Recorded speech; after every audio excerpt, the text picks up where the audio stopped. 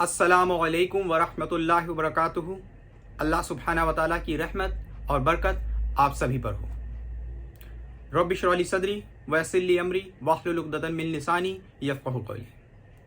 इससे पहले की वीडियो में हम लोगों ने कुरान पाक के अंदर सूरह बकरा सूरह नंबर 2 आयत नंबर 93 तक कवर कर लिया था, यानी वर्स नंबर 93 तक हम लोगों ने कवर कर लिया था। आज हम लोग आगे की आयतों को कवर करेंगे। देखिए, अब इसके बाद आयत नंबर 94 आती है, वर्स 94। अऊज़ु बिल्लाहि मिनश शैतानिर रजीम, बिस्मिल्लाहिर रहमानिर रहीम। क़ुल इन कानत लकुमुद दारुल आखिरतु इंदल्लाहि खालिसतम मिन दूनिन नासि फतमन्नवुल मौत इन कुंतुम सादिक़ीन। अब इस आयत में अल्लाह सुब्हानहू व तआला फरमाते हैं, आप उनसे कहिए कि अगर अल्लाह के नज़दीक आखिरत का घर तमाम इंसानों को छोड़कर सिर्फ तुम्हारे ही लिए मखसूस है, तो मौत की तमन्ना तो करके दिखाओ अगर वाकई सच्चे हो। देखिए, अब ये जो आयतें चल रही हैं और इससे पहले की जो हम लोगों ने आयतें कवर करी थी, इसमें जो इमीडिएट आर्ग्यूमेंट है वो यहूदियों के ऊपर अप्लाई होता है, ज्यूज़ के ऊपर, बनी इज़राइल के ऊपर। ठीक है, अब जो हम लोगों ने आयत नंबर 94 कवर करी है, अब देखिए इसका छोटा सा हम लोग ब्रीफ में बैकग्राउंड समझ लेते हैं कि जो यहूदी हैं वो ये कहा करते थे कि हम लोग अल्लाह के बहुत करीबी बंदों में से हैं, we are friends of Allah, we are children of अल्लाह। इसका जिक्र आपको कुरान पाक में भी मिल जाएगा। और ये भी कहते थे कि हम ही लोग सिर्फ जन्नत में जाएंगे, सिर्फ यहूद और नसारा जन्नत में जाएंगे, जन्नत जो है सिर्फ यहूदी और नसारा के लिए है। अल्लाह सुब्हाना व तआला कुरान पाक में फरमाते हैं, सूरह जुमा सूरह नंबर 62 आयत नंबर 6 से 8 में, जहाँ पे ये कहते थे कि वी आर फ्रेंड्स ऑफ अल्लाह, हम लोग अल्लाह के दोस्तों में से हैं। अल्लाह सुब्हाना व तआला फरमाते हैं सूरह बकरा सूरह नंबर 2 आयत नंबर 111 के अंदर कि कोई भी जन्नत में नहीं जाएगा सिवाय यहूदी और नसारा के। तो इसी आयत में अल्लाह सुब्हाना व तआला फरमाते हैं कि अगर तुम ऐसा कहते हो तो तुम इसका सबूत पेश करो, तुम्हारे पास क्या एविडेंस है। और सूरह बकरा की सूरह नंबर 2 आयत नंबर 80 में भी हम लोगों ने पढ़ा था कि ये लोग कहते थे कि हम लोग सिर्फ कुछ वक्त के लिए जहन्नम में जाएंगे। मतलब पहली चीज़ तो हम जहन्नम में जाएंगे ही नहीं, मान लो कि अगर हम लोग गए भी जहन्नम में तो सिर्फ कुछ वक्त तक रहेंगे आग में, फिर बाद में हमें निकाल लिया जाएगा।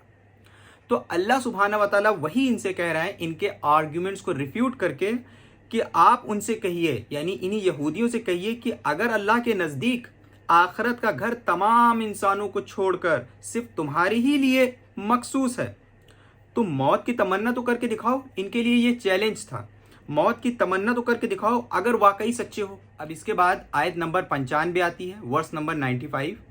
वलन यतमन्नहु अबदम बिमा क़द्दमत ऐदीहिम वल्लाहु अलीमुम बिज़्ज़ालिमीन। और उन्होंने अपने जो करतूत आगे भेज रखे हैं, करतूत आगे भेज रखने का मतलब कि जो आमाल उन्होंने कर डाले हैं उनकी वजह से ये कभी ऐसी तमन्ना नहीं करेंगे, यानी मरने की तमन्ना नहीं करेंगे। अल्लाह जालिमों को खूब जानता है। अब इसके बाद आयत नंबर 96 आती है, वर्स नंबर 96। वला तजिदन्नहुम अहरसन नासि अला हयातिन व मिनल लज़ीना अशरकू यवद्दु अहदुहुम लौ युअम्मरु अल्फा सनतिन वमा हुवा बिमुज़हज़िही मिनल अज़ाबि अन युअम्मर वल्लाहु बसीरुम बिमा यअमलून। बल्कि यकीनन तुम उन लोगों को पाओगे, किन लोगों को? यहूदियों को। उन लोगों को पाओगे कि उन्हें जिंदा रहने की लालच दूसरे इंसानों से ज्यादा है, यहाँ तक कि मुशरिकों से भी ज्यादा है।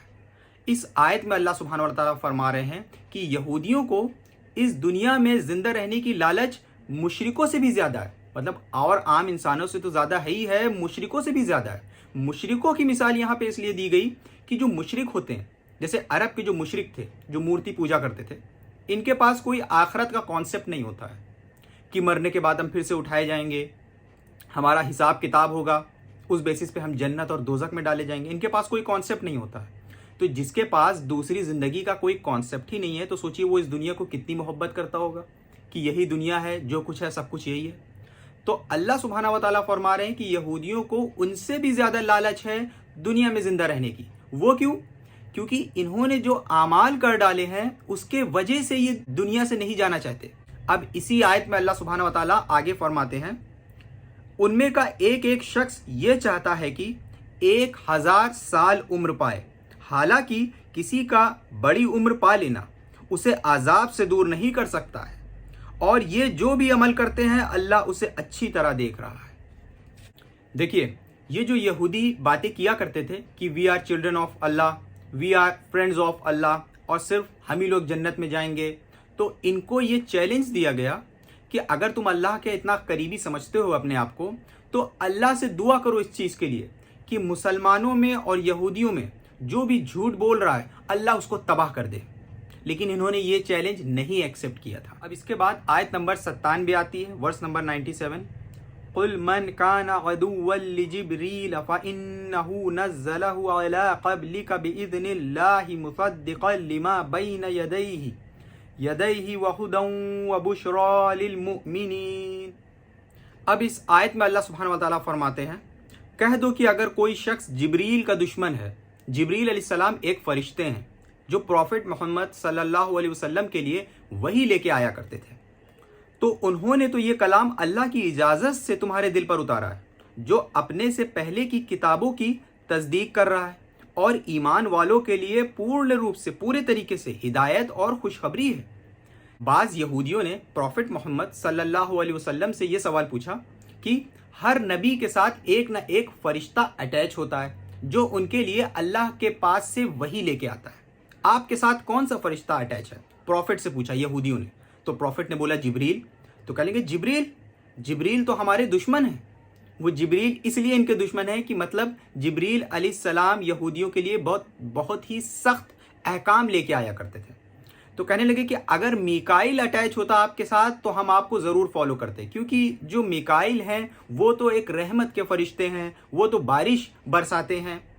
اور اس کا ایک ریکارڈ اور بھی ہم لوگوں کو ملتا ہے، اگر ہم لوگ صحیح البخاری کی حدیث پڑھیں، بک نمبر 55 حدیث نمبر 546، جب پروفٹ محمد صلی اللہ علیہ وسلم کے مدینہ آنے کی نیوز عبداللہ ابن سلام تک پہنچی۔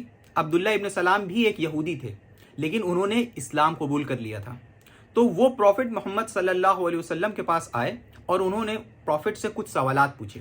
سوال پوچھ کے یہ کہا کہ ان سوالوں کے جواب صرف نبی دے سکتا ہے۔ پروفٹ نے سارے سوالات کے ان کو جواب دے دیا، اور پروفٹ نے یہ بولا کہ ان کے جواب جبریل علیہ السلام لے کے آئے۔